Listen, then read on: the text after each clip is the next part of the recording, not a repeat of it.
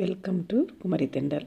இன்றைக்கி நம்ம கிச்சனில் ரொம்ப ஹெல்த்தியான உளுந்து களி எப்படி பண்ணுறதுன்னு பார்க்க போகிறோம். அதுக்கு நான் 2 கப் அளவுக்கு கருப்பு முழு உளுந்து எடுத்துகிட்ருக்கிறேன். உங்கள்கிட்ட கருப்பு முழு உளுந்து இல்லைன்னா நீங்கள் உடைச்ச உளுந்து கூட சேர்த்துக்கோங்க. இப்போ ஸ்டவ் ஆன் பண்ணிவிட்டு மிதமான தீயில் இதை நல்லா வறுத்து எடுக்கணும். நல்ல கலர் சேஞ்ச் ஆகி வாசனை வரும், அது வரைக்கும் நல்லா வறுத்தெடுக்கணும்.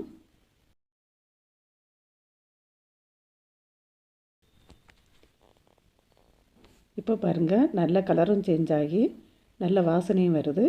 இந்த டைமில் ஸ்டவ் ஆஃப் பண்ணிவிட்டு இதை வேறொரு பாத்திரத்தில் மாற்றிடலாம்.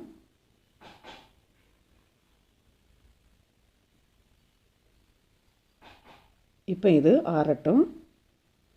இப்போ அதே பேனில் நீங்கள் எந்த கப்பில் உளுந்து எடுத்தீங்களோ அதே கப்பில் அரை கப்பு அரிசி எடுத்துக்கோங்க. பச்சை அரிசி, புழுங்கல் அரிசி எது வேணாலும் எடுத்துக்கோங்க, அது உங்களோட விருப்பம்தான். இதையும் மிதமான தீயில் நல்லா வறுத்து எடுத்துடலாம்.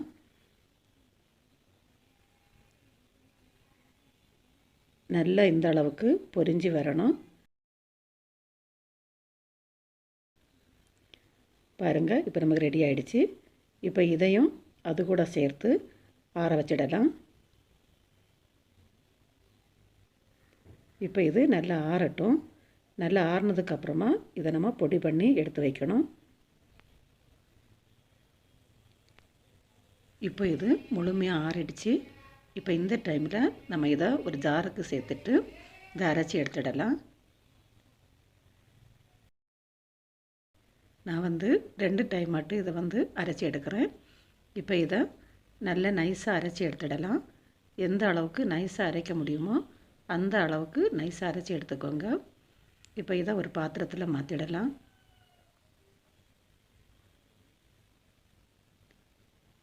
இப்போ இதே மாதிரி மிச்சம் இருக்கிற உளுந்தையும் நான் அரைச்சி எடுத்துக்கிட்டேன்.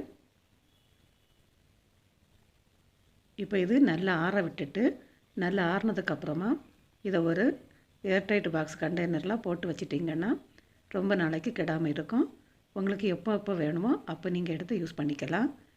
இப்போ நம்ம இதிலேருந்து 1 கப் அளவுக்கு மட்டும் மாவு எடுத்துட்டு உளுந்து களி ரெடி பண்ண போகிறோம். இப்போ இந்த கப்புக்கு 1 கப்பு மாவு நான் எடுக்கிறேன்.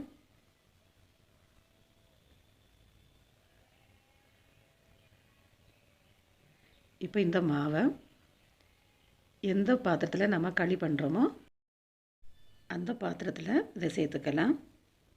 இப்போ இது இருக்கட்டும். இப்போ அடுத்ததாக நம்ம பாகு கரைச்சி எடுக்கணும். அதுக்கு ஒரு பாத்திரத்தில் 1/2 பங்கு அளவுக்கு பனைவெல்லம் எடுத்துகிட்ருக்கிறேன். எந்த கப்பில் நம்ம மாவு எடுத்தோமோ அதே கப்புக்கு 1/4லேருந்து 1/2 கப் வரைக்கும் வெல்லம் எடுத்துக்கோங்க.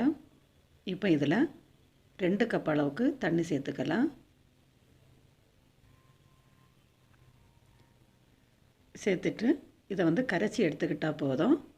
பாகு பதம் எதுவும் வேண்டாம், நல்லா கரைஞ்சி வந்துக்கிட்டாலே போதும்.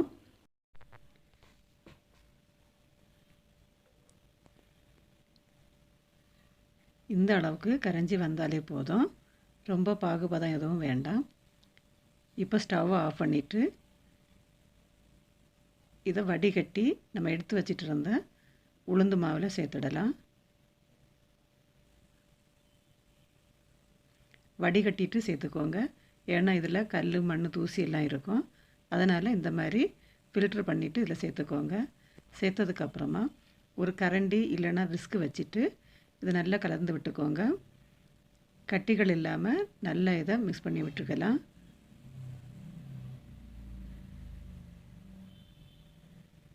இந்த மாதிரி நல்லா கலந்து விட்டதுக்கப்புறமா ஸ்டவ்வை ஆன் பண்ணிவிட்டு நல்லா இதை கொதிக்க விட்டுக்கோங்க.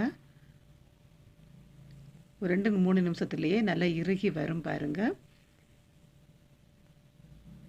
ஃப்ளேம் மீடியம் ஃப்ளேமில் வச்சு வேக வைக்கணும்.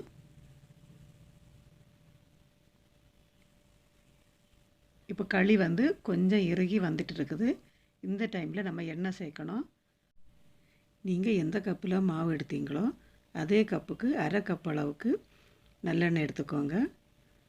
இதில் இப்போ பாதி அளவு நான் இப்போ சேர்க்குறேன். சேர்த்துட்டு இது நல்லா கலந்து விட்டுக்கலாம்.